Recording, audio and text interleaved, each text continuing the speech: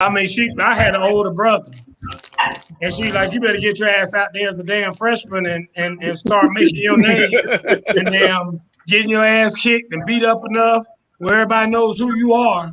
So that by the time you roll around to your junior and senior year, your ass is worth the shit to be able to get on the team. Hey, look, I was behind 2 all-metropolitans at my position. It was tough. Oh, you talking about what at Coolidge? Yeah. Oh yeah, I mean, but the basketball team was always stacked. So like, I was behind Omar Weaver and Derek Payne. Yep. I wasn't playing.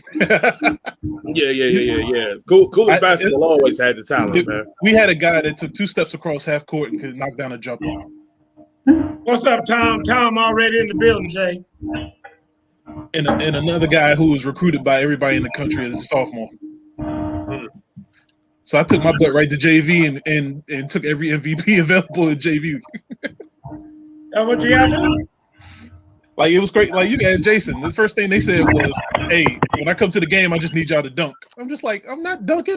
I'm getting 30 and we taking the win home. Right. Who cares? I ain't gonna lie. We used to be mad if Irv or somebody ain't dunked. We was all booing. We'll boo them jokers. Just like they be winning by 30. We in the front row. In the front row booing because I didn't dunk on a fast break. Man, you can't get out of here with that. Motherfucker be mad as hell. We be mad as hell. We paid our $5. Motherfucker ain't trying to dunk. Fuck that. Boom. Boo! We up by 30. Get your ass out of here. I don't care. Boo! I think my freshman and sophomore year, we beat everybody by like 30. Yeah, but see, Jay, y'all from the city. It's different when city people boo than when country people boo. You know? Country people boo, they be like, boo! Get your ass out of here. You right. Yeah. In the city, God. We just like, boo, you suck. You suck. Mm-hmm. I see you after the game. You suck. Like, but I scored. But I scored. It don't matter. You trash. Right. Trash. You couldn't even dunk. All right, man. I'm going to let y'all roll. I'm going to drop off. Coach, start whenever you're ready. Yes, sir. All right. It is 8 o'clock. It's time to get the party started. Welcome to Straight from the Hip. I am your host, Coach Gerald Boone Mitchell, coming to you live once again. Miss Carey, I know you hate this. I hate that you see me in this Imperial Palace up on Black Mania. How you doing, Miss Carey? I'm good, and I don't hate your Imperial Palace on Black Island. Black Island, there you go. See there? Do you see the shade? Y'all see the shade? I mean, she's trying to talk about Black Mania like his fantasy island. I know what you did. That's shade. Oh, right? Black Mania. That's right, Black Mania. I know, Jay. You ain't got to put up there, Jay, talking about some Black Island. Jay, that's sad right there. Miss Carey, I don't know why I love you like I do. I take that back. I do know why I love you like you do, because you live in Atlanta. Bless your heart. I mean, the worst sports city in America, and you live there. So I'm going to go ahead and give you that love. Travis, what's going on, Travis? Not much. Doing good. How is Geraldine doing? She doing all right? Ashley's doing well. We got another checkup tomorrow. We had a checkup yesterday. She went from 5 pounds 12 ounces to 6 pounds 3 ounces in like 4 days. So nice. That's good. So now, just do me a favor. Y'all don't be trying to make another one anytime soon, because y'all. What? You know, just give it a break. Just give it a break. And I don't want to be hearing about you trying to make another little Geraldine in there. Because you name all of them Geraldine. I know that's what you want to do. Chocolate City, what's going on? Not much. Everything's good up here. The Washington football team named their team yet? Oh, please, no. They ain't put out a bulletin about how they were going to give a top 10 names or something like that. And guess what the name's going to be? That's going to be what it is. Y'all going to have a little contest to guess what the name is going to be. Always. And nobody's going to like it. Hey, look, Richard Hood put it right there. Worst sports city is the ATL. I'm with you, Richard Hood. I'm with you on that. I mean, thank God we got the Atlanta United. I know Travis is happy to hear me mention that because we got at least somebody won a championship around here because them other teams have just got doggone placeholders. They just need teams in conferences, and they allow Atlanta because they're a big enough city to have a team in all them other sports. And Let's go ahead and get this part started. Guys, we are going to start off talking about, and don't ask me why, but we're going to start off talking about preseason football. I'm not a big preseason football person. I mean, there's some fools out there betting on preseason football. Do y'all realize? Let me start off the show like this. I need to come to some people with some reality. It is very difficult to get a pro football player who is under contract to play every game and to play every game that he plays in as hard as he can physically play. Does everybody understand that? So now there are 17 games during the season. It's hard to get them jokers to play in those games as hard as they can play. What the hell you think they're going to do with these jokers when they playing in a damn game that don't even count?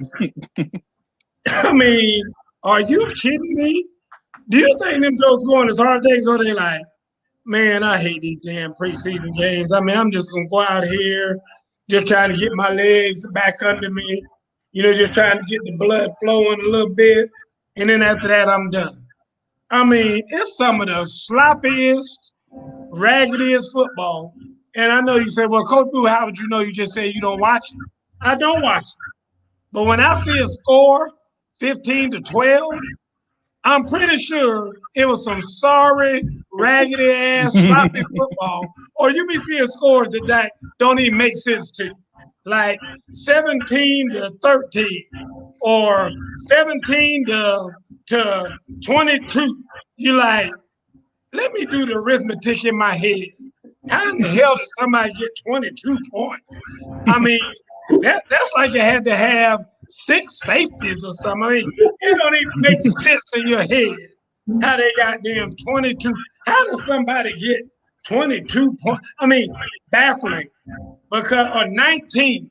When you hear a score like 19, you're like, damn, that's like 7 or 14 is 2. How they get 5 points? I mean, it's crazy because the football is so bad. So that being said, let's talk about what's going on right now with the New England Patriots. I don't know if y'all heard, but Cam got COVID. Miss Carey, is he okay? Did you go by and see him today?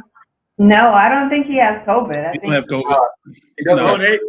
The report I read said Cam might have COVID, and that Daniel Jones might get a jump on him because of the COVID. No.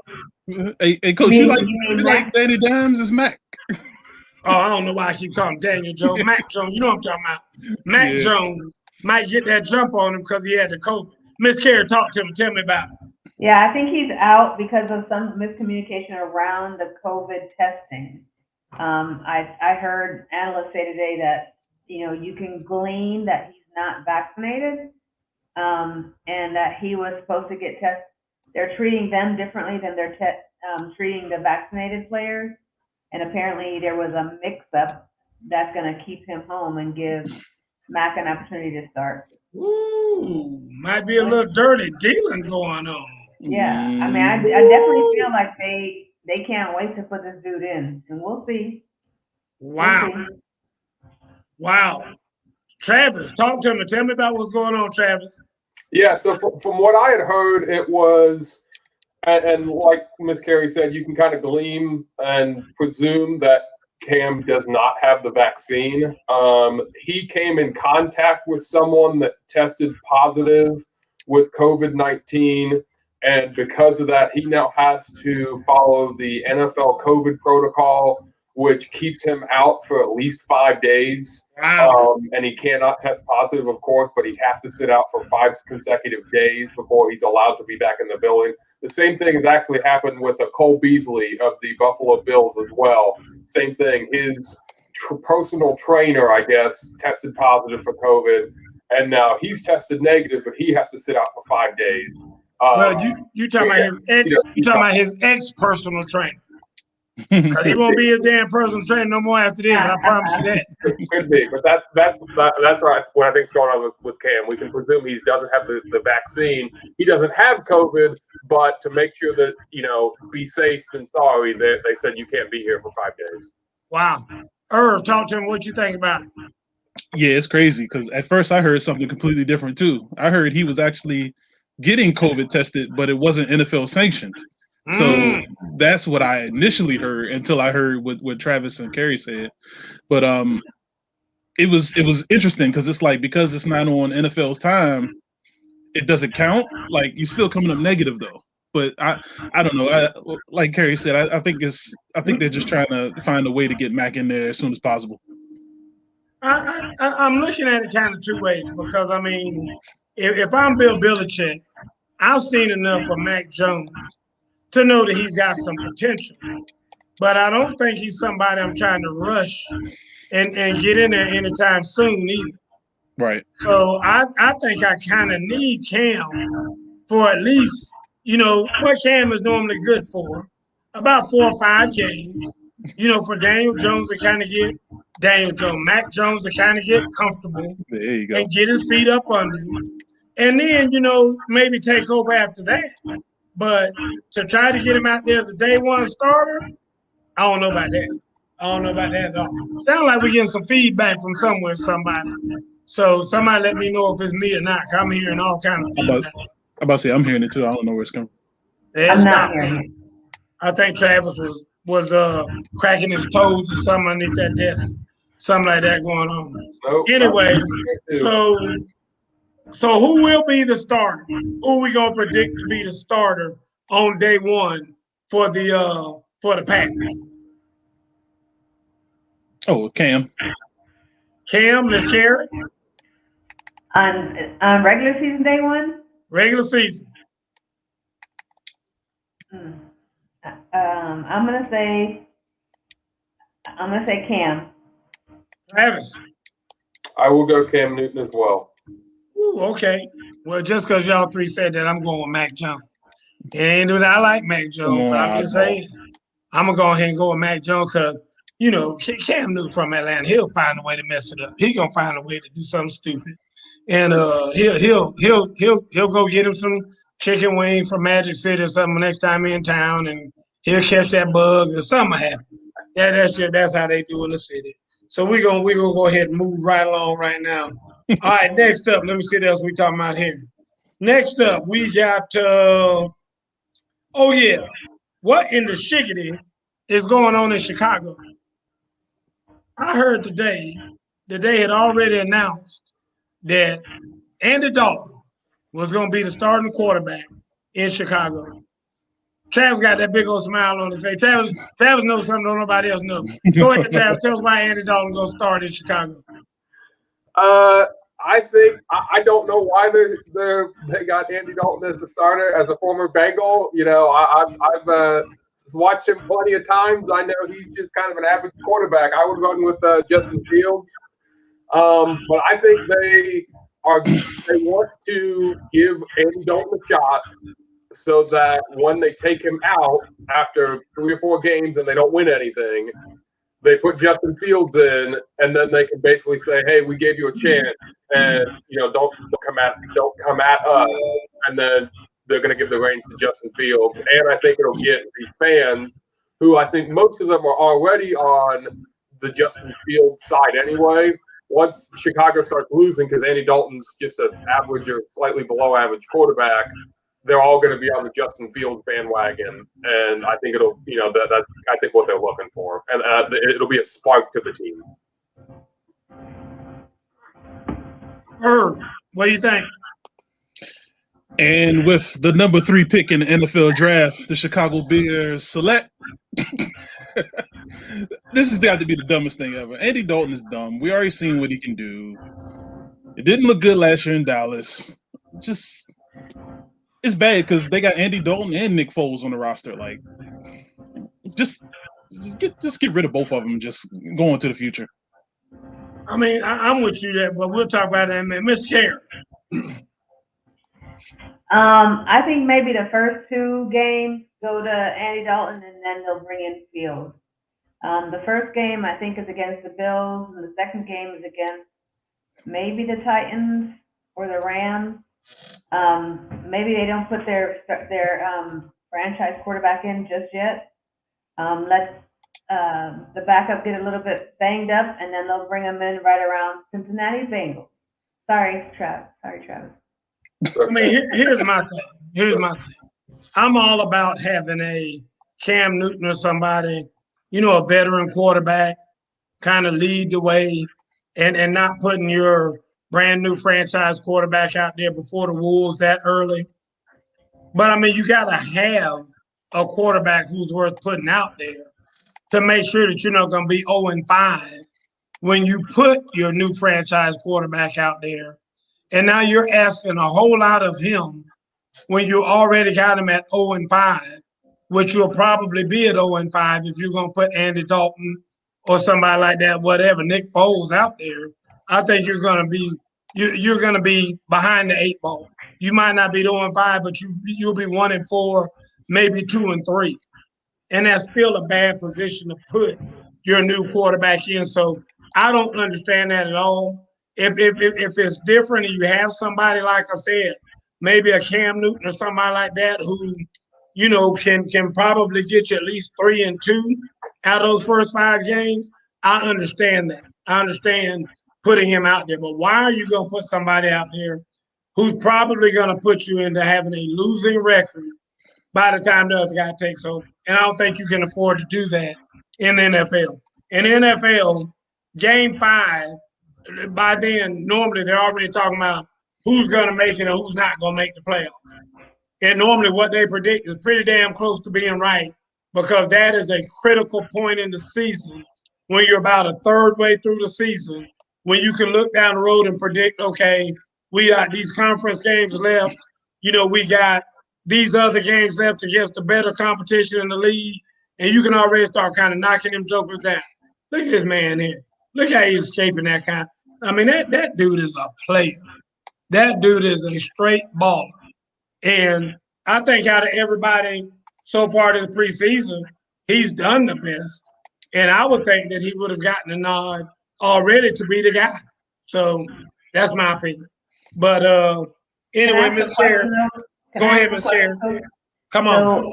So in a situation like the Patriots and like Chicago, if Newton and Dalton start and they take them to a 3-2 season by game 5, isn't it more difficult to pull that quarterback since they now have a winning record if you really want to test the waters with that second string quarterback? Well, it depends on who you are. It depends on who you are, because it wouldn't be hard for me to pull it. I mean, like I said, I don't think it'd be hard for Bill Belichick to pull it. I mean, I think when you're a softer coach and you kind of let the public's opinion sway you or this or that or other, or you listen to these dumbass broadcasters trying to sway you and whatnot, it might be hard for them. Would it be hard for me? No, because I'm going in with a plan. Matter of fact, I'm not the only one who's going to know the plan. I'm going to let them know it. I'm going to say, listen, you're going to take us about game 5. And at game 5, come hell or high water, we going with the next guy. And I mean, so you can go ahead and start trying to find somewhere for you to go and get traded or whatever, it don't matter. But the bottom line is that at 5, we moving on. And I mean, it's that simple. I mean, because see, I just think you need to be fair. And now nobody's going to do that, because if I tell you that in the beginning of the season, you're going to act like an ass all the way up to game 5, because you're about to be yanked anyway. And so, in your mind, it doesn't matter how good you do. My thing is, it does matter how well you do, because at the end of the day, your ass going to try to go somewhere when you leave here. So you better be trying to help build your resume, Cam Newton, Andy Dalton, whoever, to show that your ass can still play so that you can find somewhere to go when you leave here. I mean, that's what needs to be happening, in my opinion. Irv, what do you think? 100%. but you know, when it comes to the NFL and you above that 8-year gap, you playing for your next contract anyway. Whether it's going to be 1 year, 2 years, maybe. I mean, Cam Newton knows if he's not stuck with the Panthers, which he no longer is, he can go anywhere at a drop of a hat. So guys like him, Dalton, Foles, Fitzpatrick, you know, they just playing for their next 1 year deal right now. Amen. Let me ask this question for you guys, because Jason just asked it from the back. He said, what do you say to the fact that the top 3 quarterbacks in the league, for the most part, sat their first year? Brady, Rodgers, and Mahomes. We'll start with Travis. I think all 3 of those were in a completely different situation than what Justin Fields especially is at. I'll start with what Mahomes first. Mahomes went to with the backup quarterback Alex Smith, a former number 1 overall draft pick. They were not absolutely terrible like the Bears were. Alex Smith was a productive player. They did win 2 games that first year. So it's very similar, of course, with Aaron Rodgers, with Brett Favre. They were still winning at that time. And even Tom Brady, Drew Bledsoe was, still winning a little bit. The only difference with Brady is he was like a 6th-round draft pick. No one really knew exactly what what he could and couldn't do. Out there. Draft. I do think there's a little bit there's a difference between and with Justin Fields and Mac Jones being number 1 overall draft picks, but especially for the other 2, they had an established veteran quarterback at the time, and they weren't winning every game, but they weren't losing every game either. So you do learn. That's probably what the teams were looking for. It was to learn, get those quarterbacks to learn under them.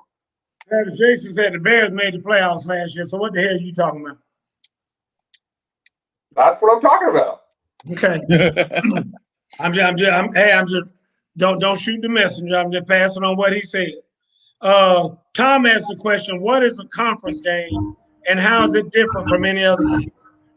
Tom, all of the teams are put into a conference. For instance, Travis, his teams are in the worst conference in football. I take that back. Miss Carey's team is in the worst conference in football. The Atlanta Falcons are in the NFC South, which is St. Louis, Atlanta, Tampa Bay, and who's the last one, Travis? You said St. Louis? St. Louis. I didn't say St. Louis. I'm sorry. I mean to say St. Louis. Carolina, Atlanta, Tampa, and the New Orleans Saints, and they're in a division. Thank you. Okay, whatever you want to call them. But that's what they are. They're in the NFC South. And if you win in your division, regardless of how bad your division is, normally the winner in this division, it wins like you can be 7-9 and win the division, but that will allow you to go to the playoffs just because you won your division.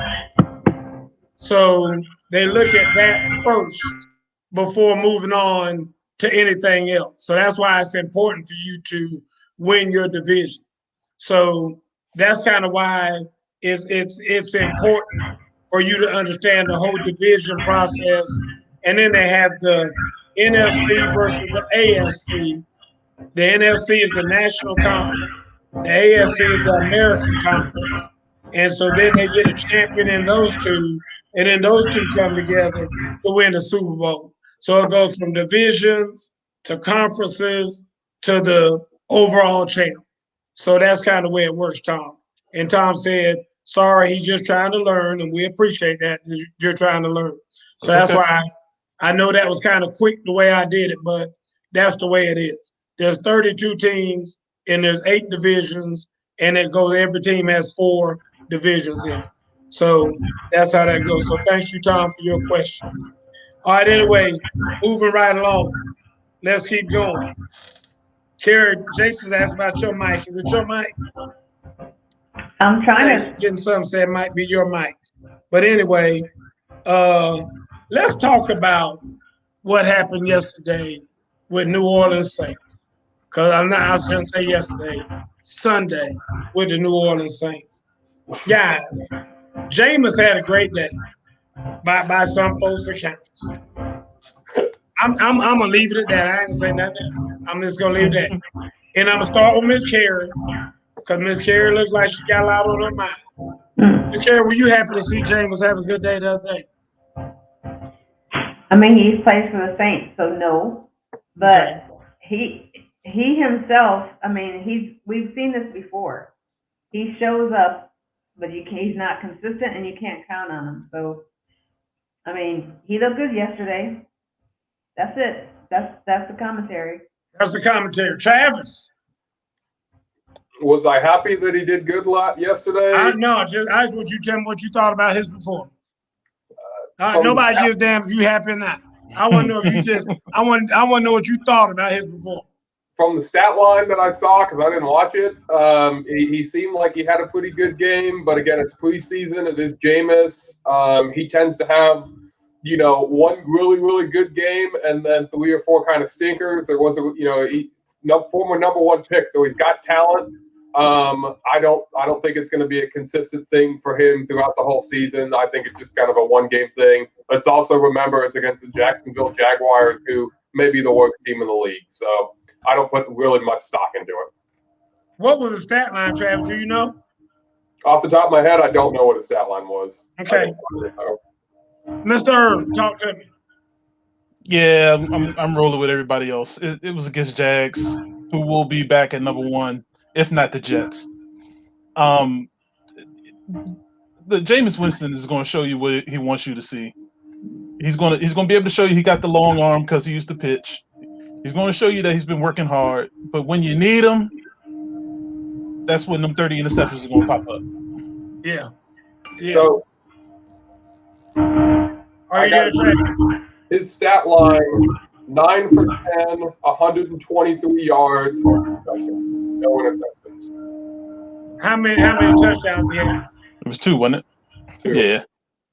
Matthew Coulette says, Jay Winston balled. I was thrilled. And the wide receivers helped him out, but a great game. Guys, here's my thing. And let me say some of the things that Travis said there. Number 1, you playing against the Jaguars. I mean, obviously they had the first pick overall, Trevor Lawrence, who probably didn't play too well. We'll talk about him in a minute. But, I mean, they're playing against a nobody team. It's preseason. So if you're playing right now, you probably ain't that good anyway. Because everybody who's worth something ain't playing right now. You ain't seeing no Aaron Rodgers. You ain't seeing no Tom Brady. You ain't seeing no Patrick Mahomes. Everybody who is somebody ain't playing anyway. I mean, even defensively. You're not seeing any J.J. Watts and all them kind of guys out there. I mean, you ain't seeing no Von Miller. No, but none of those kind of guys are playing now anyway. So talk about Jameis looking good and this and other. I mean, like Matt just said, the receivers helped him out. Matt, the receiver helped him out a whole lot. I mean, there were a couple times receivers were diving, making one-hand catches. And if you've ever been a receiver for Jameis Winston, you're going to get a lot of opportunities to show how good you are as a receiver. Because there's always going to be some balls where you got to be diving and making one-hand catches and stuff like that. So I was not impressed at all with his performance yesterday. And I mean, I hear people saying, oh, well, Jameis firmly cemented that. I mean, I'm in awe of your ignorance when I hear people talking about that. I'm just in awe of the way you can be so easily fooled, because everybody on this show has already said Miss Carey started off. Everybody knows who the real Jameis is. I mean, he gonna be flashing, do some stuff like this, just enough to get your palate ready for thinking that you might be good. Damn, it sounds like he's an Atlanta Falcon. But I mean, he gonna get your palate just enough ready where you thinking you got something, and then all of a sudden gonna snatch that tablecloth off that table and just cause havoc. And that's what's gonna happen with Jameis right now. I'm telling you right now, if I'm them I'm already looking for who we gonna trade him for, or who we gonna get in here after him, or whatever, because it ain't gonna last long. And when he crashes, they're gonna go ahead and get rid of him. They're not gonna keep him as whoever's backup. And I'm not convinced, just like they're not, that Taysom Hill is the guy either. So they better be looking now for who's out there. It'll probably be that jackass that just left Philadelphia, who's out there playing for somebody else now, hurt and beat up. What's the name? To my foes? No. Wentz. Wentz. Carson Wentz. Carson Wentz will probably be Carson Wentz. Probably his next stop. Because there's somebody still be believing in him. But it'll probably be somebody like that who will, like I said, he'll be the widest welcome wherever he is now and be ready to move on and go somewhere else. So I'm just telling you, that's my prediction, is that Jameis will crash and burn.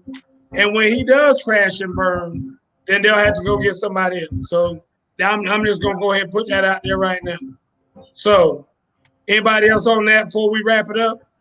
No. I did see when he came to the sideline after one of the touchdowns, he went to talk with, it looks like, I don't know who their offensive coordinator is, but he said something, and the coach just looked at him, and he was like he walked away. I think he needs to keep his mouth shut and keep that ball in the air. That's how he performs the best. Bless his heart. Miss Carey, you just ruthless. I mean, that's Atlanta woman talking right there now. I've heard that kind of talk before. They like that up there in Chocolate City, Herb. Hey. They talk like Miss Carey. Yes, they do. I mean, just as blunt as she can be. Just keep your mouth shut and keep the ball in the air. Straightforward. That's it. Miss Carey, I'm trying to see if I can get you a job, at least as an assistant GM. I mean, you need to. I want to hear you just whisper that into the GM's ear and be like, "Ooh, that's good. I'm going to have to use that right there. Yeah, that's pretty good right there." Miss Carey on the mic. Anyway, last but not least, and I hate to talk about this young man because I know him and coached him and everything else. Guys, is Trevor Lawrence going to make it? I mean, it seems like, a lot has been going on with him, and I'm not so sure that he's even adapting to the NFL way of life. And I say that because, I mean, they've been kind of keeping him back and holding him back. I think he went through some kind of injury phase and whatnot, kind of mysterious injury. And then nobody's really come out and said, what the hell is going on with Trevor Lawrence? I'm gonna start with you. Let me start with Herb. Herb, what do you think, Herb? Listen, I think he has David Carr syndrome. His offensive line is tragic.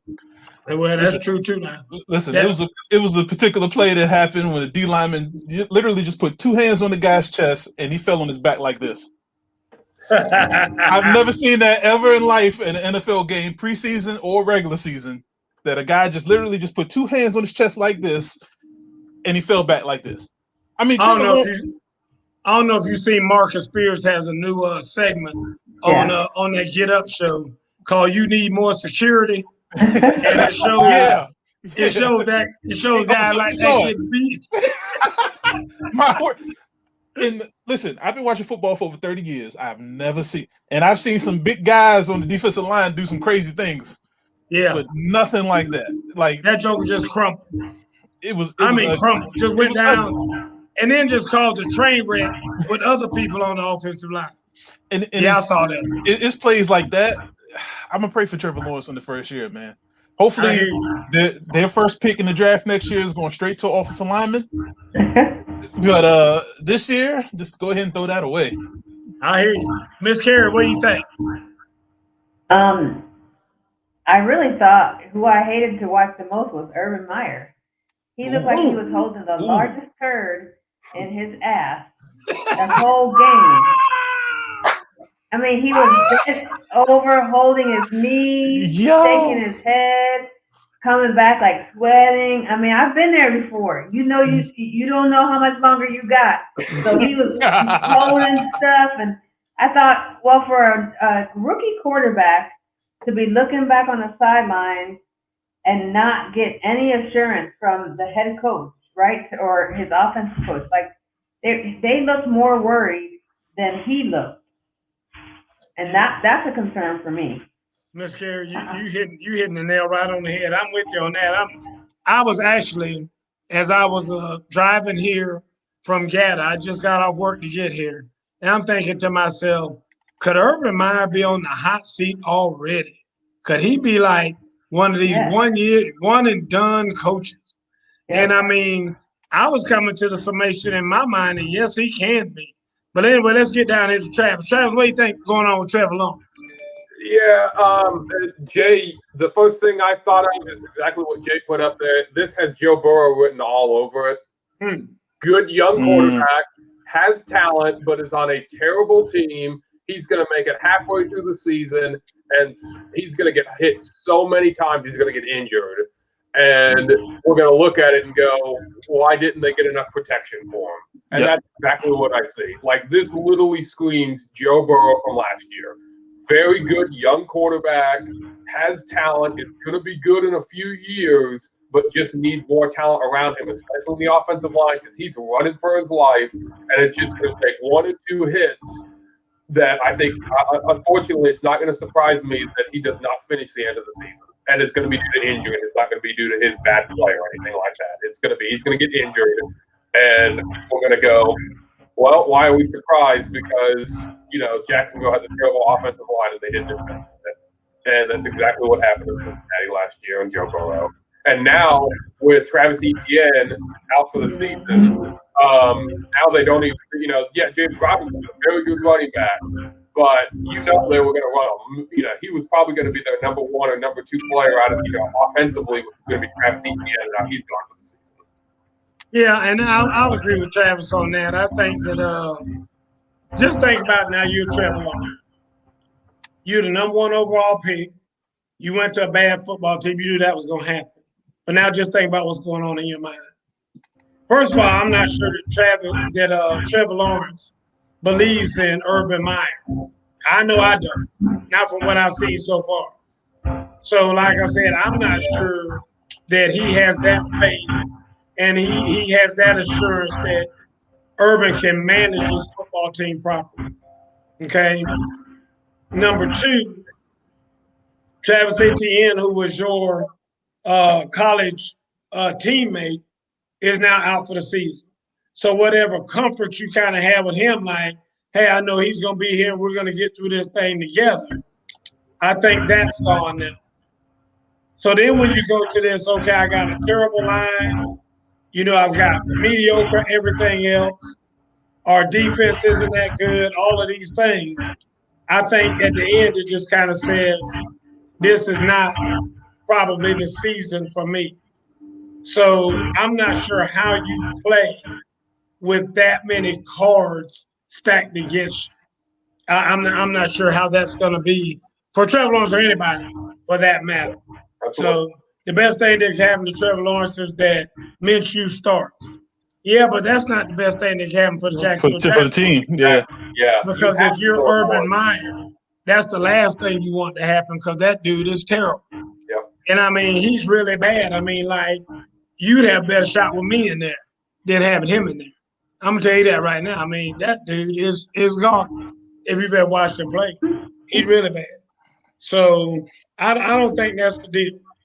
So anyway, moving right along, we're gonna switch gears now. We're gonna talk about the NCAA first, football. There, Geraldine is. Hey, Geraldine. We're gonna talk about there you go. Look at Mama dropping it all, baby. You saw Travis's face. Dropping all. I know Travis scared. The baby out, he's like, I'm doing my show. Travis scared. No. Travis sitting up there like, hey, where are you going? Don't go too far. That's that look Travis had. All right. Anyway, where are you going with that milk? I know that's right. I don't know what she's doing. Let's talk about the NCAA real quick. We got about 2 or 3 topics we're going to talk about because I think that the first one is funny. I call them the left 3. The 3 that's left form a union.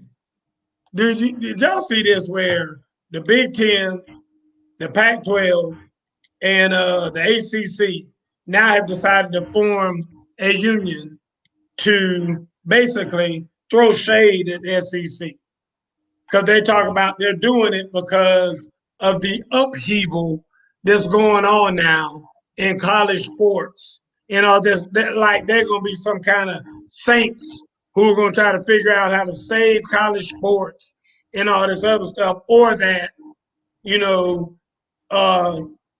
we're holier than thou because we are trying to do the right thing. We're not just thinking about money like the SEC is. We're thinking about the other aspects of college sports that must be salvaged and all this horse hockey.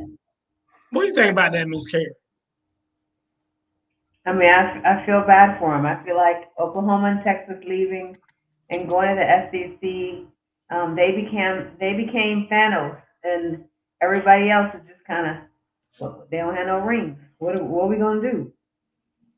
I mean, the Big 12 is now the 8, right? They have 8 teams left.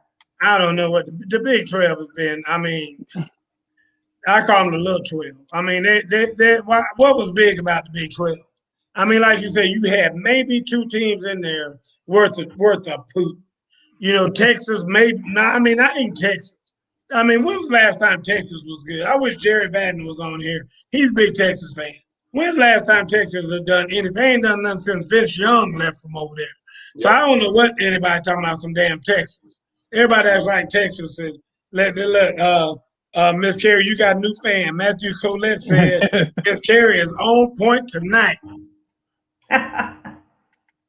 She might be on point because her boyfriend is a point guard. Chris Paul is a boyfriend, Matt. So don't be flirting with Miss Carey because you got to deal with Chris Paul if you keep that up. So, Irv, talk to him. What's going on with them three jokers coming together? Hey, bottom feeders got to eat too. Scavengers got to eat. But listen, man, I just got a feeling. Like I said before, it's going to get worse before it gets better. Now, I do want to see how the plan is laid out, see what type of sense it's going to make. Because as of right now, them just saying it's going to be an alliance, a semi-alliance, it's not really telling me nothing. Like, how is it going to affect other sports? Because we know why they're doing it. It's because of football. I no doubt. There's no doubt about it. I mean, but if everybody really understood how much money football brings in, especially in the South, I mean, it's different if you're out there in California and whatnot. You know, when you choosing between the beach and going to a football game, the beach gonna win out most of the time. I can just tell you that. I mean, but you know, when you in Mississippi State and it's either, you know, you gonna go to a football game or go possum hunting, I mean, football is gonna win out most of the time. Hey, don't disrespect possum hunting now. I mean, you're in the state of Mississippi. I know, maybe go squirrel hunting or something like that. Yeah, shoot some quails. You're just limited in what your opportunities are, and so football is king in the South because in a lot of these places where they have football, they don't have anything else. There's nothing else to do. Even I hate to throw shade on all the Alabama fans. Ain't a damn thing to do in Tuscaloosa other than go to the damn Alabama football game. I mean, I'm just keeping it real. And so that's why people love these teams and whatnot, because they are the only thing in town to do. And so football is king in the South for that reason. And that's why it's boo-boo out on the West Coast, because they got beaches and beautiful women and bikinis. And I mean, it's a whole lot going on out there. I mean, it's a beach on every corner down there. They got Manhattan Beach and Venice Beach, and I mean everybody got a beach down there. There's like 17,000 beaches out in California. So, dude, it's just too much going on out there. Travis, talk to me. Yeah, you know, I think we mentioned it, you know, last week as well when kind of all this had gone down. This is the start of having, you know, 2 or 3 conferences period in college football. I understand why the Pac-12 and the Big Ten and the ACC are getting together. I honestly don't know if it's going to happen. I could easily see one of them trying to back out for whatever reason. and I think it would be the Pac-12 because they're kind of like the other team. I could easily see a year from now them being like, we changed our minds, and maybe they try and start a super league with the Mountain West conferences teams and some of the Big 12 teams that aren't, your Texas and Oklahoma and Kansas.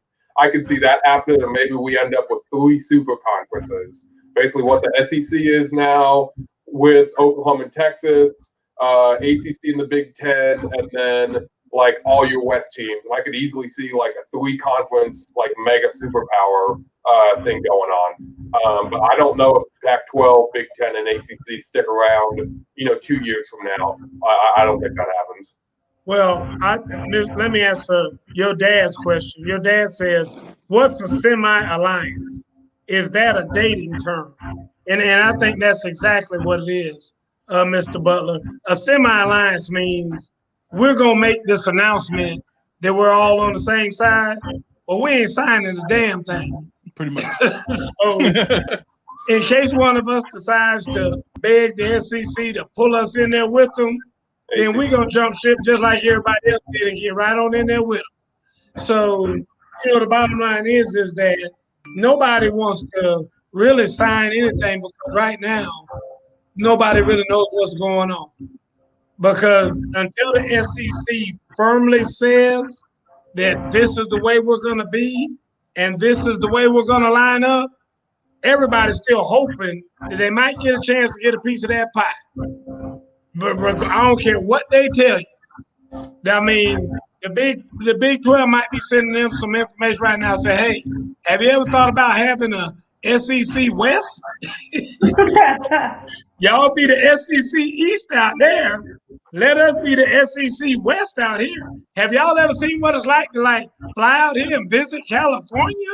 And I mean, we got beautiful bowl games out here, and I mean, it's lovely out here. If you want to come out here for about a week or so, I mean, nobody want to live out here. But if you want to come out here for about a week, I mean, you would love it out here.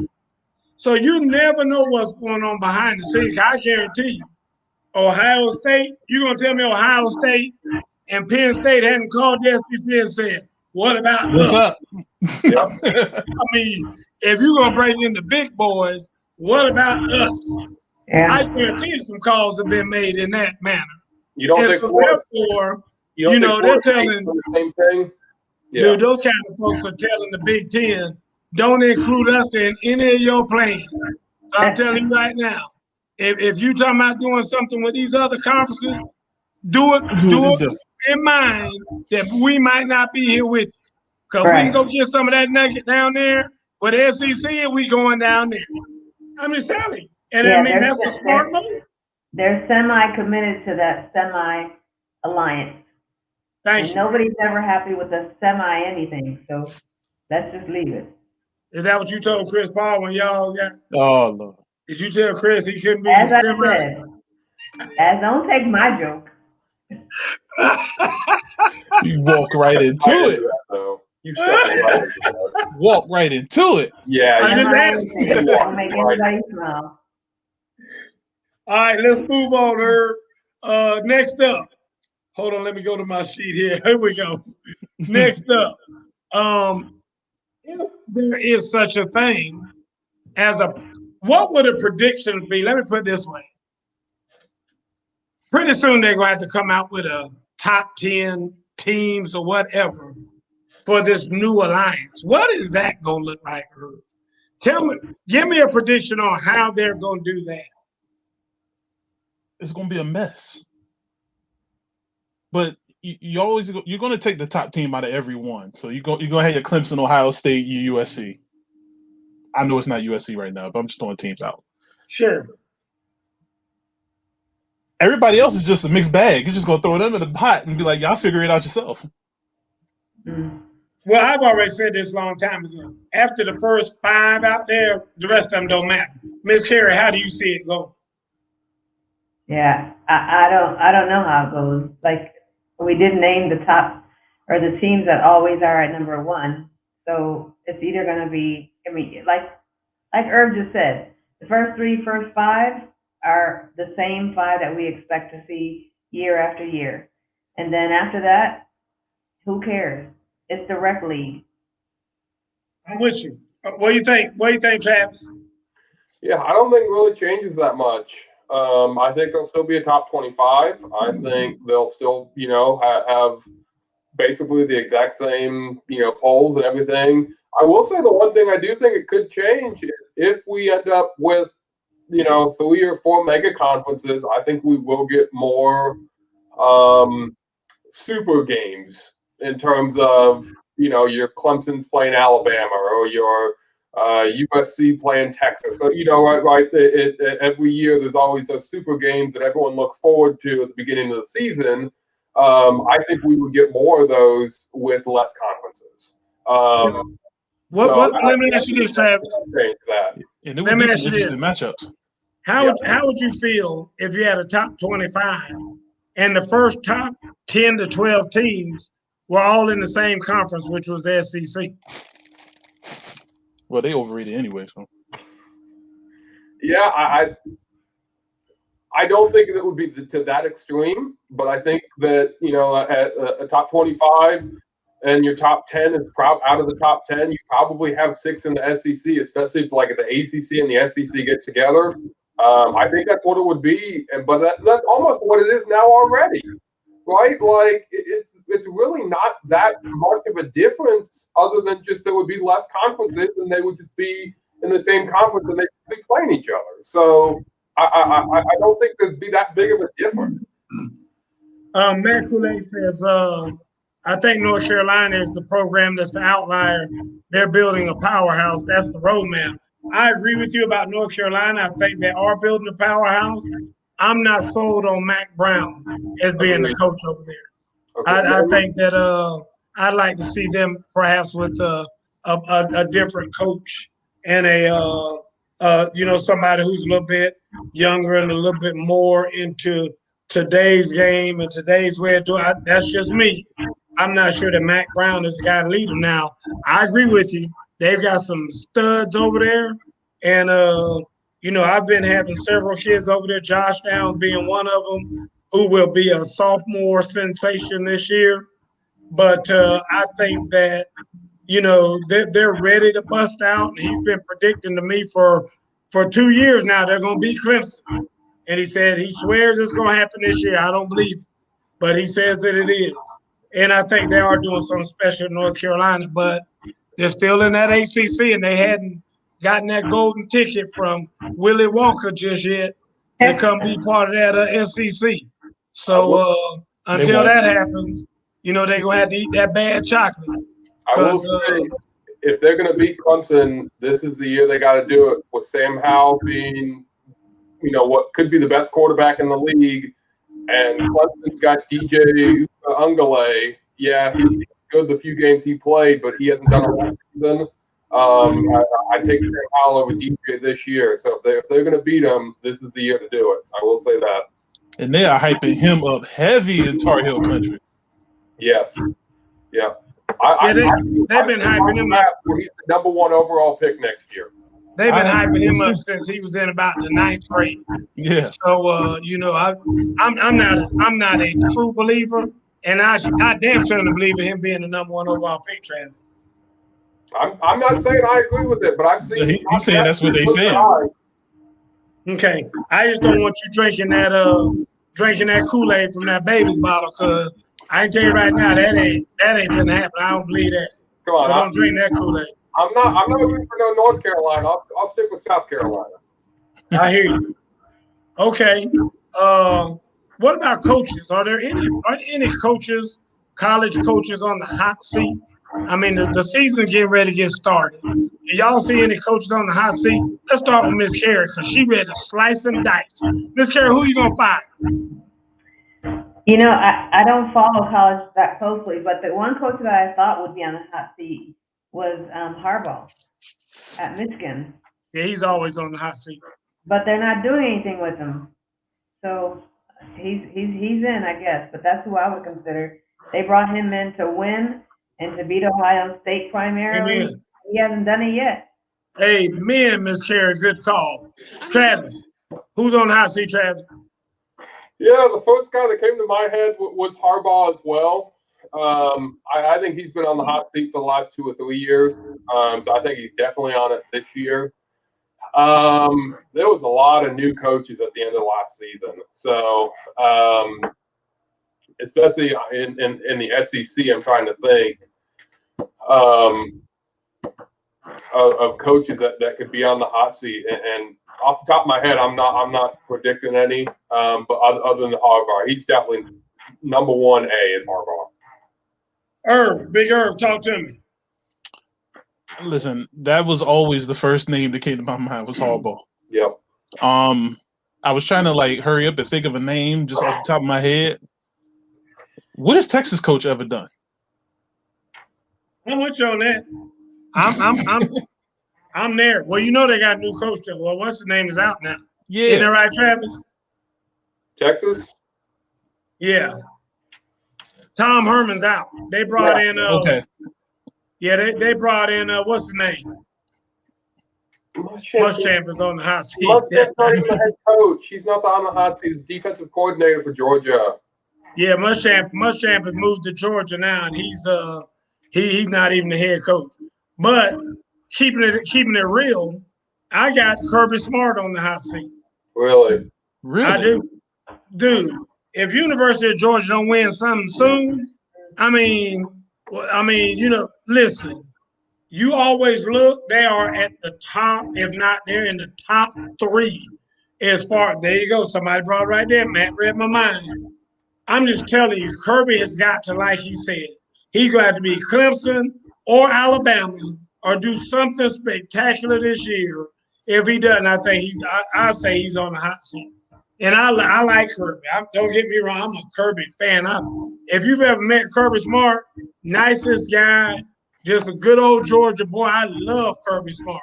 But I'm just saying that, and I agree with you on Harbaugh. Just like Miss Carey said, they brought you in here to win a championship, beat Ohio State. You hadn't done nothing. You hadn't done none of the above. So, I mean, to go 9-2 at Michigan, everybody like, oh, I mean, anybody can come in and go 9-2. I mean, we want you to go 11-0 or go 10-1, and one of them 10 better be Ohio State. I mean, that's what you go to Michigan for. And if you're not getting that done, nobody cares about being 8-3 and going to the Dollar Tree Bowl or going to the QT Bowl or going to the Q-Tip Bowl or what. I mean, nobody cares about that. Nobody cares about you going to the to whatever bowl they have in Atlanta so your kids can go to Magic City and sneak down there. Nobody cares about that. I mean, the bottom line is that if you can't come in here and win the Big Ten championship and take our ass out there to California in that damn Rose Bowl out there, then in it, or if you can't get us in them top 4 for the championship, man, get your ass out of here. I mean, that's it. Yes, yeah. I was going through a list of coaches in my mind, and I think Ed Orgeron could be on the hot seat. I know. You think so? Yes, because he was already on the hot seat before they won the title. They did not have a good season this year. This is LSU we're talking about, and those fans could really turn on him and basically go, "Hey, that was because of Joe Burrow, and what have you done? You didn't even you brought that guy in as a senior transfer, right? If he does not have a spectacular season, if he has a bad season, I could see him possibly, getting the boot." Well, I'm gonna give you one more that I think should be on the hot seat. Clay Helton out of USC. If Helton doesn't do something out there this year, I mean, he's been on the hot seat. They were gonna fire him a couple years ago, and he pulled a bowl win out of his ass. Did something spectacular that saved his job. If he doesn't return USC to just at least win the doggone Pac-12, which is nothing. If he can't do that, his ass gonna have to go. I'm telling you that right now. I guarantee you that's gonna happen out there. I don't have any doubt about that. All right, moving right along. Irv, I'm gonna switch over to the NBA real quick because Jay gave us some great topics to talk about in the NBA. And I know only a man with your knowledge of basketball can help us answer these questions. We got 3 minutes left in the show. Real quick, Irv. Which number did Kobe play better at? Number 24 or number 8? I'm going to ask Miss Carey first. Miss Carey, what do you think? Number 24 or number 8 for Kobe? 8. She says 8. What do you say, Travis? I don't know. I'll say 24. All right, now we're going to go to the expert. Irv, talk to me.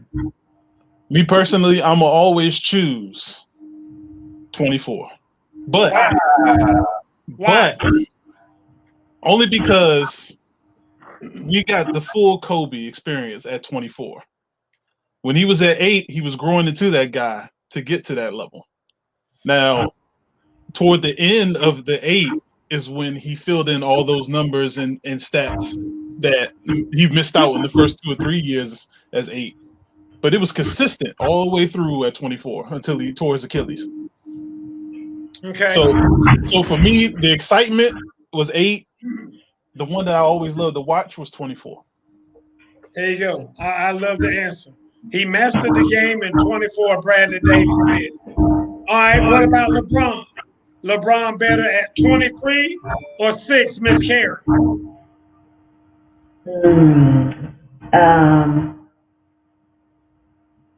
Which one is second? 6? Yeah. I would say 23. 23. Travis. What was he when he was his second run in Cleveland? 23. I'll go with that one then. Irv. Yeah, that's an easy one, 23. Yeah, I'm with Irv. I think so too. But go ahead, Irv. Tell us why. That first year in 6 was by far his worst year ever in the NBA. Not statistic-wise, but the fact that he just didn't want to run the team until Dwayne Wade gave it up to him. And with his caliber, he should not ever have to do that. And he never had to do that at 23. Bradley Davis says 6 for the same reason, and he was the best defensive player in the league. That's false. That's probably the last time he played good defense. But chase down blocks does not make you a good defender. But we'll talk about that another time. All right, and last but not least, Michael Jordan, 23, 45, or 12? Or 12? Miss Carey. Come on, man. I mean, 23 for sure. Travis. What do you think, Ashley? 23? Okay, yeah, we're going to go 23. Irv, come on, Irv, what do you think? Listen, if a guy like Nick Anderson has to come up to you and say, you ain't 23 no more, 45 ain't it. So it's definitely 23. Yeah, guys, I mean, everybody knows Michael Jordan was Michael Jordan at 23. Nobody even paid attention to him wearing number 45. And Jason said they made him wear number 12 one day because they couldn't find his jersey. Somebody stole it. So he had to wear number 12, which I thought was hilarious. I will say this. Everybody knows Jordan was the best, in my opinion, at 23. I think everybody identifies LeBron in 23 as well as being the best. I just remember Kobe being spectacular in both. And I think out of all of these guys, I think of Kobe as being more consistent with whatever jersey he had on. I just remember Kobe being Kobe in whatever jersey he wore. And that's what I appreciate the most about him. Jordan stunk, in my opinion, when he was wearing number 45. I mean, I don't even remember him wearing 12. Jason gave me the story on that when we spoke before the show. I said, I don't even remember Jordan wearing 12. He said he only wore it one time when his uniform was stolen. And so, like I said, I laughed. But Jay said he put up 49 in that jersey. Yeah, he did. So anyway, he probably mad because somebody stole his jersey, put up 49. None of our Jordans have the number 45 on them. Say what now, Miss Carey? I said none of my Jordans have the number 45 on them. None of your Jordans. I hear you, Miss Carey. I got 2. But in any event, I like I said, I just remember that about Kobe. Whatever he wore, he was great. I do want to mention, because Mr. Hood was adamant about telling us that Davis Mills, who is a product of Gwinnett County, where Mr. Hood and I both live, has done very well as a quarterback for the Houston Texans, and we want to wish him well. My son BJ called. BJ, we wrapping up the show now. I'm gonna call you right back. I know you're probably at the airport, and I'll come get you. But in any event, folks, anybody got anything left to say before we wind it up here? Coach, I know it'll take you 3 hours to get to the airport from Gwinnett. You want me to go pick him up? It'll take me like 20 minutes. Yeah, I might have to do that, Miss K. I might have to let you go and get him. So, I know you live in Alabama. Whatever. Anyway, folks, we appreciate everybody for being here tonight. Bradley Davis, Matthew Collette, Richard Hood. I saw, I know Miss Ham was on here. Miss Ham, I didn't get to say hello to you earlier. There she is right there, Miss Ham. Just want to thank everybody, guys. I love when y'all are on here and y'all are shooting us stuff and asking questions and doing all that. There Miss Ham was, Mr. Hood, saying good night. Bradley Davis. Bradley talking about his boy LeBron. Bradley loves him some Bron. Hey, that's who you need to get with right there. Brad's son, Jay, he's your guy. He's LeBron. He can't stand Jordan. Hates Jordan. Don't want to hear nothing about Jordan being the GOAT. It's LeBron all the way. So, but anyway, Jason, again, we thank you for behind the scenes and all of the comments that you spit out to us and questions that you asked. Appreciate that. Irv from Chocolate City, Miss Carrie from the A, Travis from Parts Unknown with his baby there. Travis, I'm serious, y'all don't have another baby no time soon, Travis. Anyway, we appreciate everybody for being here. And it's time to get out of here. So I'll say it. Good night, Miss Francis. Good night, Ashley Joy. Sonya Curry, give me a call.